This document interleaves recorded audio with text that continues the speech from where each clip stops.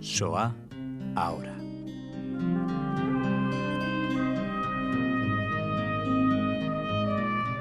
Recibimos en Radio Sefarad a Marta Castillón. Hola, Marta.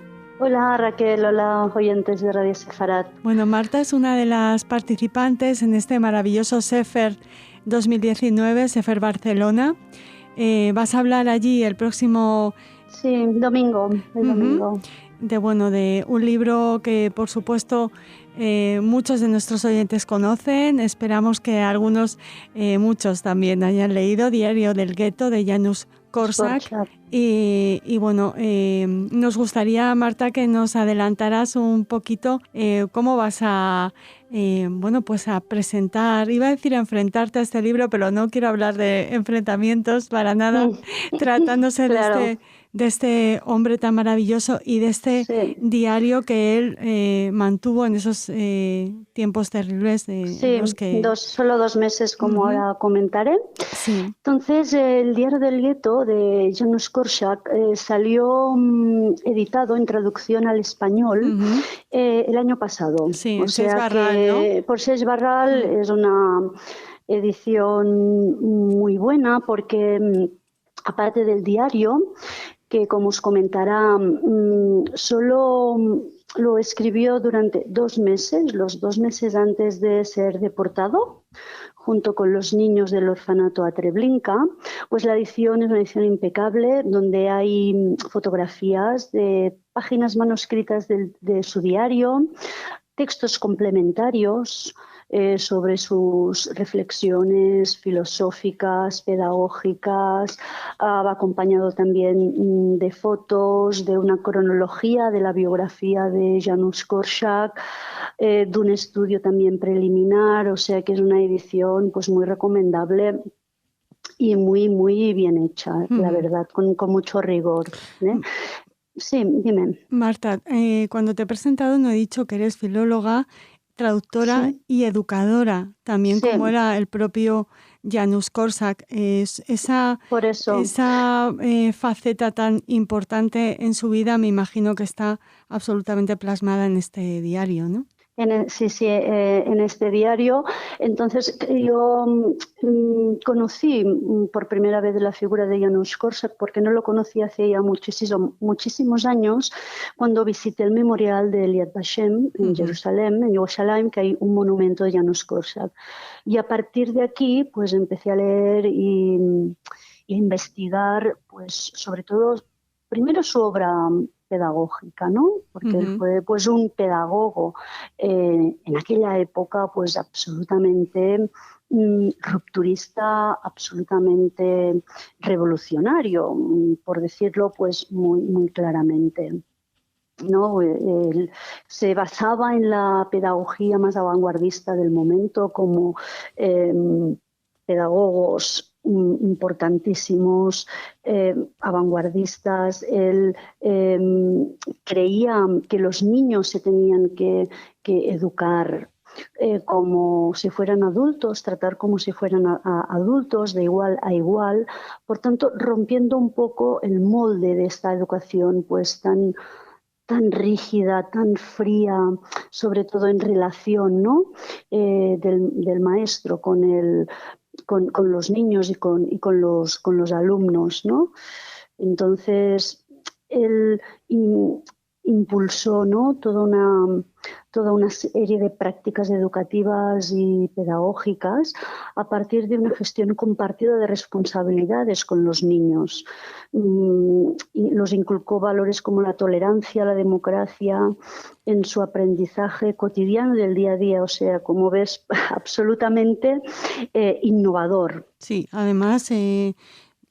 aparte de ese carácter innovador, bueno, pues ¿dónde realizaba su labor, no? Claro. Complicado. Sí, claro. Janusz Korczak lo podríamos clasificar, por decirlo de alguna manera, en términos muy contemporáneos. Él era o asumió un rol y un papel de activista social. Por experiencias familiares, personales que le tocó vivir, él renunció con 34 años pues a tener una carrera como médico muy prometedora para consagrarse y dedicarse a la educación de los niños. Entonces, él estuvo como director durante aproximadamente 30 años, ¿no? De algunos orfanatos de Varsovia, que incluso antes de la guerra estos orfanatos acogían tanto niños judíos como no niños judíos, huérfanos, niños de la calle, niños de las clases obreras más socialmente desfavorecidas de la Varsovia de aquellos años. Incluso llegó a ser director de 2 orfanatos que él los llamaba las 2 repúblicas de los niños. Y bueno, entonces cuando se levantó el muro del gueto de Varsovia, Janusz Korczak, con que era un hombre con tal proyección, tanto dentro como fuera de Polonia, él tuvo oportunidad de no entrar en el gueto, porque la gente lo conocía, entonces pues parte de la resistencia antinazi de Varsovia lo quería ayudar, pero él se negó en rotundo y trasladó el orfanato dentro del gueto de Varsovia, con aproximadamente 200 niños, la subdirectora, las instructoras con las cuales trabajaba hacía ya tiempo y creo recordar con 12 educadores.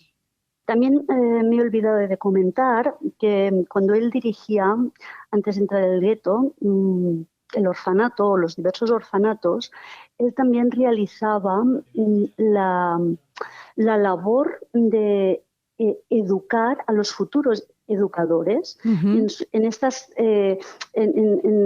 su teoría pedagógica. O sea que trabajaba, ¿no? en un doble sentido, ¿no? Con los niños y con los futuros educadores. No sé, Marta, o cómo refleja Korczak, que en realidad se llamaba Henryk Goldschmidt. ¿Correcto?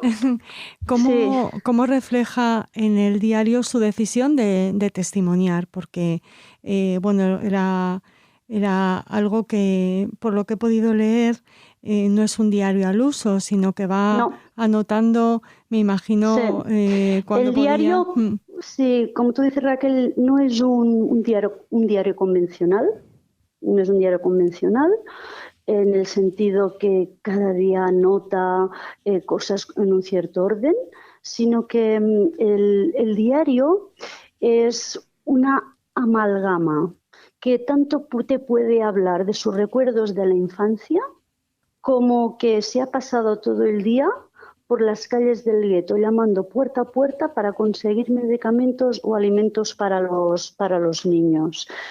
O te puede saltar y te puede hacer una reflexión filosófica, metafísica sobre la vejez, la muerte, trata temas sobre la eutanasia.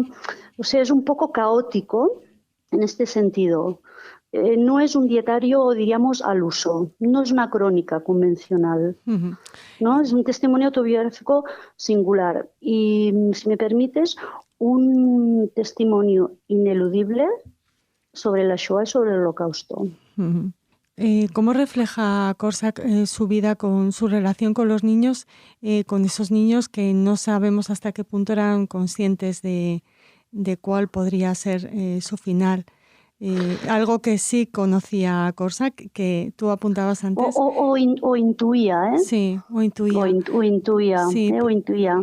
Tú apuntabas antes, Marta, que él podría haber eludido el entrar en el gueto, pero que una vez en el gueto también le ofrecieron la posibilidad de escapar. Correcto, y pero también lo rechazó. Y también lo rechazó y también pues se negó. Pues mira, desgraciadamente Janusz Korczak educó y preparó a estos niños para la muerte. Es así de duro. Él creo recordar que el 18 de julio del 42 representó una obra de teatro de Tagore que estaba censurada por los nazis, y a través de esta obra de teatro, es una obra de teatro de un niño que está enfermo, que está aislado, el protagonista me refiero, y sueña que se muere yendo por un camino. ¿Por qué cuando Janusz Korczak explica esto en el diario, escogió esta obra de teatro? Pues para que los niños verbalizaran, escenificaran, dialogaran con la muerte. Por eso digo que es un testimonio imprescindible como literatura de memorias, pero también como la literatura sobre la Shoah, sobre el Holocausto. ¿Qué quieres destacar más del diario, Marta? ¿Alguna otra anotación que te haya llamado especialmente la atención? Bueno, el diario no te lo he comentado. El diario, como te he dicho, son solo 2 meses. Sí. 2 meses. Se cree que él empezó a escribir el diario en 1940, pero lo dejó. Entonces, son los 2 meses antes de la deportación. Y realmente da escalofríos pues, leer su última página, que está en fecha del 4 de agosto del 42, porque el día después o 2 días después ya salió con los 200 niños hacia Treblinka. Además, pero no quiero desvelar la última página. No, pero es importante, pero me si parece a mí quieres señalar, perdona Marta, que en esa última página de este hombre absolutamente entregado a proteger a sus niños, habla de educación y de pedagogía también, ¿no? De alguna manera. Sí.